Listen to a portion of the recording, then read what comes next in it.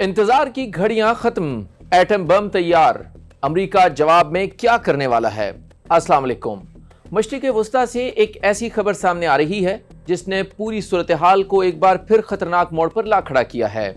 Iran के बारे में यह दावा सामने आया है कि इसका जौहरी प्रोग्राम नहीं रुकेगा और अमेरिका के साथ जौहरी मामले पर कोई डील नहीं की जाएगी। अब जरा सोचिए, अगर ईरान वाकई जौहरी प्रोग्राम पर मुज़ाकरात से इनकार कर देता है तो अमेरिका का अगला कदम क्या होगा? क्या मजीद पाबंदियां, क्या दोबारा हमले, या फिर एक ऐसा कदम जिससे पूरी दुनिया के लिए खतरा बढ़ सकता है? क्योंकि इसी दौरान अमेरिका की जानिब से छोटे या टैक्टिकल न्यूक्लियर वेपन्स की नई हिकमत अमली की खबरें सामने आ रही हैं। दूसरी तरफ ईरान कह रहा है, हम पर हमला हुआ तो जवाब दिया जाएगा। आने वाले दिनों में क्या होने वाला है? क्या दुनिया पर खतरे के बादल मंडला रहे हैं या फिर अमन की कोशिशें कामयाब हो जाएंगी? पूरी सूरत हाल का पाकिस्तान पर क्या असर पड़ सकता है, ये भी आपको बताएंगे। इसके लिए वीडियो को आखिर तक जरूर देखिए। सबसे पहले आते हैं ईरान के उस मुबैना बड़े ऐलान की तरफ। फराहम करदा रिपोर्ट के मुताबिक ईरान की आला क़यादत की जानिब से ये मौक़िफ़ सामने आया है कि ईरान अपना न्यूक्लियर प्रोग्राम रोकने के लिए तैयार नहीं और अमेरिका के साथ इस मामले पर मुज़ाकरात या डील नहीं करेगा। अगर ये मौक़िफ़ बरकरार रहता है तो ये अमेरिका के लिए एक बड़ा सफारती चैलेंज है, क्योंकि अमेरिका की कोशिश यही रही है कि ईरान के जौहरी प्रोग्राम पर किसी न किसी शक्ल में मुआहिदा हो। लेकिन यहाँ एक बहुत अहम बात समझें, ईरान और ओमान के दरमियान आबनाए हुर्मुज़ के हवाले से कोई इंतजाम होना और अमेरिका ईरान न्यूक्लियर डील होना दोनों अलग अलग चीजें हैं। रिपोर्ट के मुताबिक हुर्मुज़ में जहाज़ों की आमदोरफ्त के हवाले से ईरान और ओमान के दरमियान अपने इंतजामात ज़ेरे बहस हैं।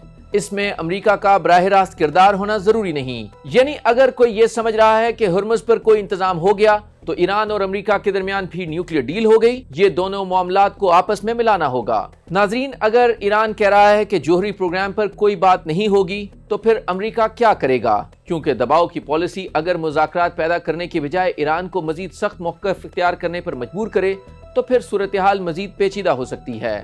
जंग में तेल की तनसीबात निशाना बनना शुरू हो जाएं तो दुनिया की मईशत भी उस जंग का हिस्सा बन जाती है। पाकिस्तान जैसे मुल्क के लिए यह खबर खास तौर पर अहम है। आप पूछेंगे क्यों? तो इसका जवाब यह है कि आलमी मार्केट में तेल महंगा होगा तो पाकिस्तान में भी पेट्रोल की कीमत पर दबाव आएगा। शिपिंग महंगी होगी तो दरामदात महंगी होंगी। अगर खलीज में सप्लाई मुतासिर हुई तो पूरी दुनिया की तवानाई मार्केट हिल सकती है। यानी ईरान में होने वाला एक हमला पाकिस्तान के घर के बजट तक पहुंच सकता है।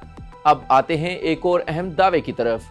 रिपोर्ट्स के मुताबिक ईरान की दिफाई सनत से मुंसलिक इदारों को मिसाइल, ड्रोन और दूसरे फौजी साजो सामान की पैदावार तेज करने के अहकामात दिए गए हैं। अगर वाकई ऐसा हो रहा है तो इसका मतलब क्या होगा? इसका मतलब ये होगा कि ईरान सिर्फ दफाई पोजीशन में बैठकर हमले का इंतजार नहीं कर रहा, बल्कि तवील बहरान के लिए तैयारी कर रहा है। अब आते हैं इस सवाल पर जिसने दुनिया भर में सबसे ज्यादा तशवीश पैदा की है, क्या ईरान वाकई एटमी हथियार बनाने की तरफ जा सकता है? रिपोर्ट्स के मुताबिक मुसलसल जंग, पाबंदियों और हमलों के बाद ईरान के अंदर यह सोच मजबूत हो सकती है कि जौहरी डिटेरेंस को हासिल कर लिया जाए। यानी ये तसव्वुर कि अगर किसी मुल्क के पास काबिले एतबार जौहरी ताकत हो तो इस पर बराह रास्त हमला करना ज्यादा मुश्किल हो जाता है। यही वजह है कि शुमाली कोरिया की मिसाल भी अक्सर आलमी सियासत में ज़ेहरे बहस आती है। लेकिन यहाँ एक बहुत अहम फर्क है। ईरान के पास जौहरी हथियार मौजूद होने की बात और ईरान का जौहरी प्रोग्राम जारी रखना दोनों एक जैसी बातें नहीं हैं। इसलिए किसी भी दावे को हतमी हकीकत समझने के बजाय हमें यह देखना होगा कि ईरान अमली तौर पर क्या करता है। अगर ईरान वाकई जौहरी हथियार बनाने की तरफ बढ़ता है तो फिर अमेरिका और ईरान का मसला नहीं रहेगा। फिर इसराइल, सऊदी अरब, खलीजी ममालिक, रूस, चीन और पूरी आलमी ताकत का तवाज़ुन मुतासिर हो सकता है। रिपोर्ट्स के मुताबिक अमेरिका अपनी जौहरी हिकमत अमली में short range tactical nuclear weapons पर ज्यादा तवज्जो देने की बात कर रहा है। सादा अल्फाज में एक टैक्टिकल न्यूक्लियर वेपन ऐसा जौहरी हथियार तस्वुर किया जाता है जिसका इस्तेमाल महदूद फौजी मैदान में करने के लिए डिजाइन किया जाता है। क्योंकि जौहरी हथियार इस्तेमाल होने के बाद ये जमानत कौन देगा कि दूसरा मुल्क जवाब नहीं देगा? एक मुल्क कहता है हम महदूद न्यूक्लियर हथियार इस्तेमाल करेंगे तो दूसरा मुल्क ये नहीं कहेगा कि अच्छा, चूंकि ये छोटा है इसलिए हम भी खामोश रहेंगे, जैसा कि ईरान और अमेरिका के मामले में हो रहा है। यही वजह है कि न्यूक्लियर डिटेरेंस का बुनियादी तस्वुर इंतहाई हसास है। एक छोटा कदम भी बड़े रद्द अमल का सबब बन सकता है। अब जरा तस्वुर करें, अगर ईरान पर जौहरी हमला हो, ईरान जवाब दे, इसराइल जवाब दे, फिर दूसरे ममालिक किसी न किसी शक्ल में शामिल हो जाएं। क्या ये जंग सिर्फ मशरिक वस्ता तक रहेगी या फिर पूरी दुनिया इसमें खिंच सकती है? यही वो मसला है जिससे आलमी ताकतें सबसे ज्यादा खौफजदा रहती हैं। ईरान के मौजूदा मौक़िफ़ को अगर सादा जुबान में समझें तो पैगाम यह है कि दबाव के तहत हम मुज़ाकरात नहीं करेंगे। दूसरी तरफ अमेरिका चाहता है कि ईरान के जौहरी प्रोग्राम पर पाबंदी या मुआहदे की कोई शक्ल बने, लेकिन अगर दोनों फरीक अपने अपने मौक़िफ़ से पीछे हटने पर तैयार ना हो तो दरमियान में क्या बचता है? मेरा ख्याल है कि असल खतरा सिर्फ जंग नहीं, गलत अंदाजे हैं। नाजरीन, अब सबसे अहम बात वो ये कि अगर ये बहरान बढ़ता है तो हमारे लिए क्या होगा?